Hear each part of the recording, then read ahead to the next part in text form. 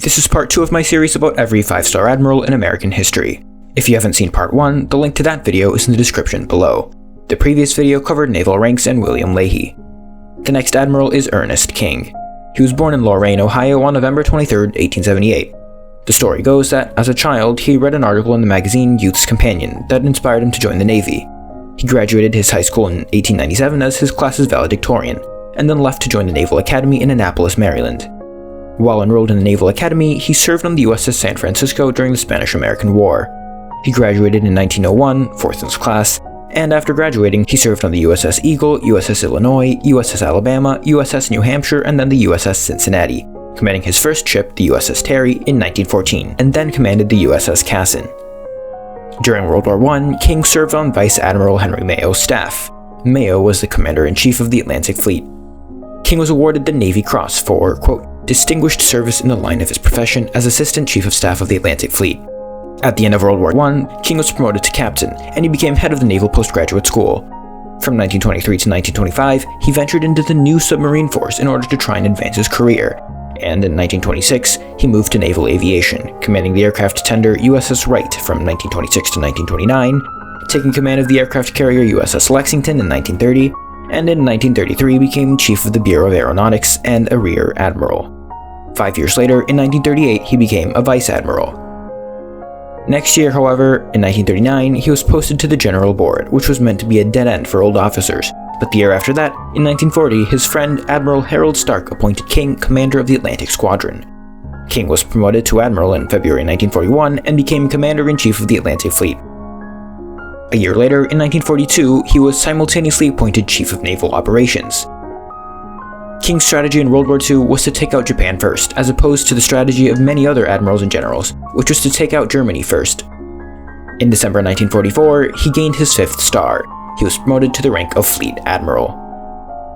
A year later, after the war ended, he retired, but since he had 5 stars, he was technically still on active duty and would remain that way until he died 11 years later, on June 25, 1956, at the age of 77.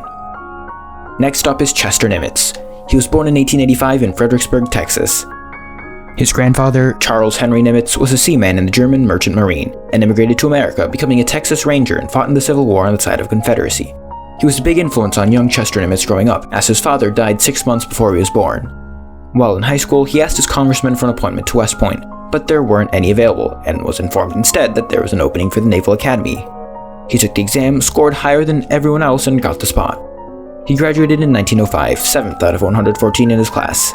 In 1907, he was commissioned as an ensign, and a year later, while he was commanding a destroyer, he ran his ship aground and was court-martialed, but got off with only a letter of reprimand since he admitted to his mistake and otherwise had a clean record. He then began instruction in submarines, which were new to the Navy at the time. Soon, he saved someone from drowning, won a medal, and a couple months later, in May 1912, he became commander of the Atlantic Submarine Flotilla. After that, in 1913, he studied engines abroad in Germany and Belgium, and with that experience, he served as the engineering and executive officer of the USS Maumee.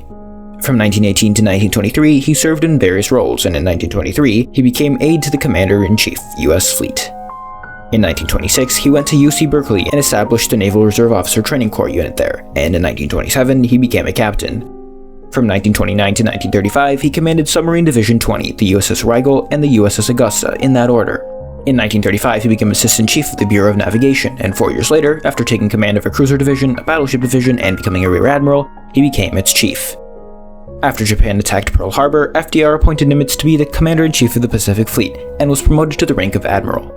During World War II, he served as Commander-in-Chief of the Pacific Ocean areas, where he commanded U.S. forces at the Battle of Midway. In 1944, he was promoted to the rank of Fleet Admiral, and in 1945, when Japan surrendered, he was on the USS Missouri as the representative of the U.S. Following the war, from 1945 to 1947, Nimitz served as Chief of Naval Operations and was a proponent of switching to nuclear-powered vessels. After serving as Chief Naval Officer, he retired, but since he was a Fleet Admiral, again, he was still on active duty. In 1949, he was nominated to be the administrator for Kashmir under the UN, but India rejected his proposed role. In 1965, he suffered a stroke which was complicated by pneumonia, and the next year, on February 20th, 1966, he died at the age of 80, 4 days before his 81st birthday. That's all for part 2. The next video will cover the last Fleet Admiral, William Halsey, as well as the special rank Admiral of the Navy. Part 3 will be coming soon, so be sure to subscribe. Thank you for watching Explained. New videos once a month.